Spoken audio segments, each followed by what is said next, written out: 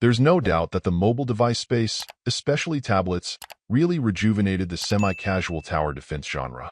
Whether playing it more straight up as pure strategy, or peppering in the ability to contribute more directly with a little action. As much as many of these games have in common, there have been some variations on the formula that have been nice.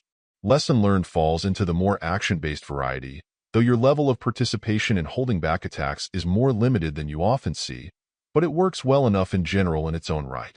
What feels a little different here is that with the scale and style of play, there's almost more of a survival game feel to things, with you both directing your help on what to do, and then doing your own part as well.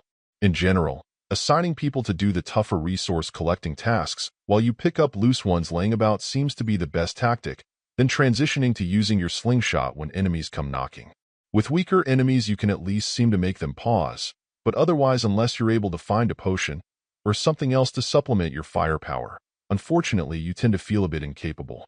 Instead, you'll want to keep your focus on resources and then building up your various defensive units, which fall into very typical types for the most part.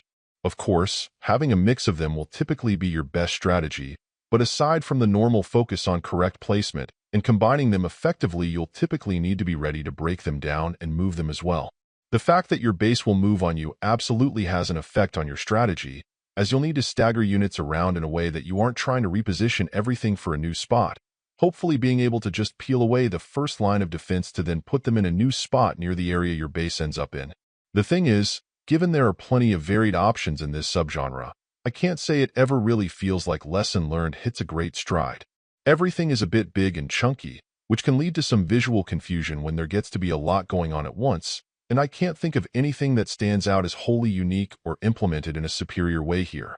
More often than not, it feels like laying down as many units as you can in clusters and spamming your enemies is the recipe for success, and without the ability to set up choke points or bottlenecks of some kind, the strategic element also feels quite thin. In the end, there are just better and more engaging options out there. Overall, my final score for the game ended up being a 6.2, and if you're interested in picking it up, it's currently available on the Switch eShop for $9.99. Thank you for taking the time to listen to this review, and if you'd like more information or ideas of indie games worth checking out on Switch, be sure to click on the link provided in the description. Until next time.